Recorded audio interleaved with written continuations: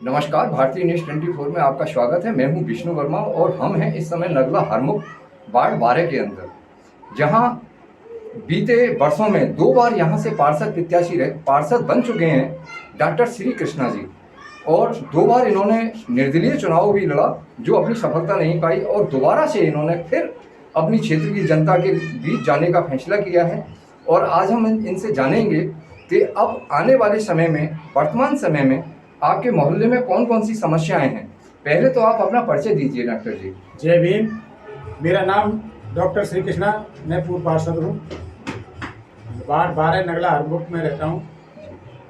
जनता द्वारा मुझे भारतीय जनता पार्टी की टिकट न मिलने पर निर्दलीय प्रत्याशी के रूप में खड़े करने के लिए कहा है और मैं तैयार हूँ, जनता की सेवा करने के लिए तैयार हूँ। मैं आपसे जानना चाहूँगा हरमुख जी, अभी बीते हुए 5 सालों के दौरान कौन कौन सी ऐसी आपके वार्ड के अंदर समस्याएं हैं जो आपके सामने आई हैं? वार्ड में सबसे बड़ी समस्या है नगला धनी नाले की, और आधे से वार्ड में सीवर लाइनें नहीं है, जिसकी वजह से बहुत गंदगी रहती है। और अभी इस 5 साल में हमारे क्षेत्र में कोई कार्य नहीं हुआ है, क्योंकि दूसरी पार्टी के मतलब बहुजन समाज पार्टी के पार्षद हैं, उनके द्वारा कोई कार्य नहीं हुआ है। जनता उनसे संतुष्ट भी नहीं है और इस समय जनता बहुत आस लगाए बैठी हुई है कि डॉक्टर श्री कृष्णा पूर्व पार्षद खड़े हों तो हमारी समस्याओं का समाधान हो, और उन्हीं के आदेश से मैं अब की बार निर्दलीय प्रत्याशी के रूप में लड़ने के लिए तैयार हूं और जनता की सभी समस्याओं का मैं समाधान करूंगा। इस समय आपके वार्ड की वास्तविक स्थिति क्या है? इस समय बाढ़ की वास्तविक स्थिति ये है कि यहाँ पर भारी गंदगी का प्रकोप है। नालियाँ भरी पड़ी हैं, नाले की सिल्ट, पूरी नाला सिल्ट से भरा पड़ा है। नाले की तरफ किसी ने कोई ध्यान नहीं दिया है।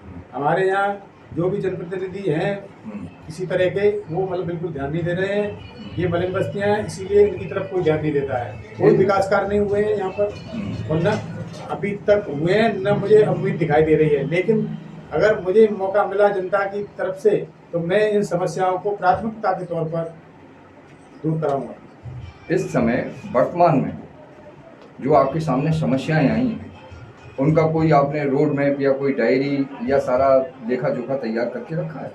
जब 2012 से 17 तक मैं पार्षद था तो मैंने भरपूर कार्य कराए। मैंने 4 शौचालय बनवाए और कुछ एक दो पंचायती बनवाई, और 2-3 सड़कें, 4 सड़कें बनवाई, और गलियां, पूरी गलियां बनवा दी। कुछ नालियां भी बनवाई, नालियां जो बिल्कुल मतलब एकदम लबालब हो रही थी, वो नालियां नए सिरे से बनवाई। कुछ बाकी कार्य रह गए हैं, उसमें मेरे कार्य प्रस्तावित थे, मंजूर थे। जैसे लगड़ा की चौकी से NH 2 तक रोड है, वो 42 लाख रुपए मंजूर थे। और कपड़ा मार्केट लगड़े की चौकी से मूला वाली गली तक एक रोड मतलब बिल्कुल RCC का मंजूर था 27 लाख, और एक नगर महाराणा प्रताप नगर में नाले के सहारे 27 लाख का मंजूर था, और शौचालय भी मंजूर थे। लेकिन मेरे पराजित होने पर वो कार्य पूरे नहीं हो सके, और मैं उन कार्यों को पहले ही उसमें रखूंगा और मंजूर कराऊंगा। इस वार्ड के अंतर्गत कितने मोहल्ले आते हैं? इस वार्ड के अंदर कितने मोहल्ले आते हैं, उनके नाम सहित बताइए। नाम बता रहा हूँ। नंबर 1 नगला हरमुख, जिसके नाम से वार्ड है। नगला हरमुख, नगला छिद्दा, नगला धनी, महाराणा प्रताप नगर, मोतिया की बगीची, वाल्मीकि बस्ती, महाराणा प्रताप नगर, बापू नगर। ये इस तरह की करीब 8-9-10 बस्तियां हैं। 8-9-10 बस्तियां हैं। सभी बस्तियों के भ्रमण के दौरान ऐसी वो कौन कौन सी बस्तियां हैं जहां इस समय विकास कार्यों की सबसे ज़्यादा ज़रूरत है? विकास कार्यों की ज़रूरत है। हमारे नगला दरी नाले की स्थिति बहुत ख़राब है। इसकी सबकी पुलियाँ जो मैंने बनवाई थी वो भी टूट गई हैं दोबारा। पता नहीं कैसे टूट गई हैं, किस तरह से टूट गई हैं। बुलडोजर उसमें मतलब JCB चली है, उससे टूट गई हैं, कैसे टूट गई हैं। और नगला धनी की तरफ कुछ गलियाँ ख़राब हैं, वो भी मेरी नज़र में है। और नगला धनी की तरफ ही नाले के सहारे मतलब लोगों के रहने के लिए भाई निकलने आने जाने की व्यवस्था नहीं है, वो भी सही करानी है। और उधर सीवर लाइनें भी नहीं है। नगला धनी नगला चिट्टा मूला वाली गली में सीवर लाइन नहीं है। उन सीवर लाइनों का भी मुझे दूसरी नई सीवर लाइन जो पड़ी हुई है उसमें मिलान करवाने की मतलब कोशिश करनी है। इस समय बाढ़ की टोटल जनसंख्या कितनी है?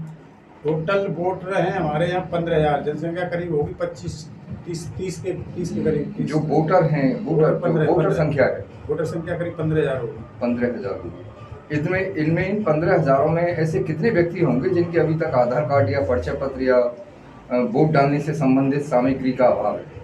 आधार कार्ड ज़्यादा मतलब नहीं छूटे हैं।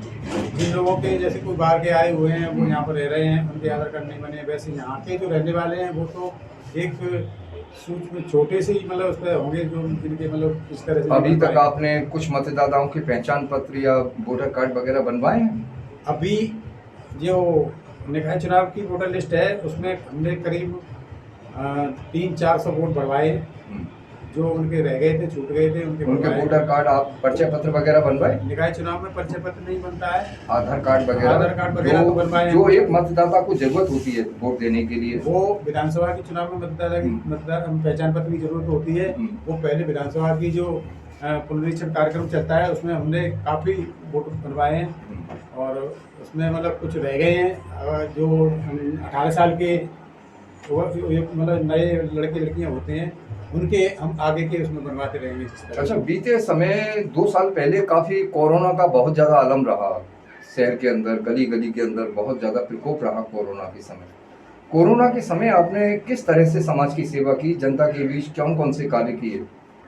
कोरोना काल में हमने कुछ शासन की मदद से गरीब लोगों को राशन किटें बंटवाई, कुछ धार्मिक संस्थाओं की तरफ से खाना वाना बंटवाया और इस कार्य में हम अपने साथियों सहित भरपूर तन मन धन से लगे रहे और हमने भरपूर कोशिश की कि कोई यहाँ पर भूखा न रहे और हमारे क्षेत्र में किसी तरह की कोई परेशानी नहीं आई। कोरोना काल में हर तरह की सुविधाएं नहीं थी, किसी तरह की मतलब कहीं कोई ऐसी दिक्कत नहीं आई कि हमारे क्षेत्र की जनता को परेशानी हो। मैं एक बात और जानना चाहूँगा आपसे।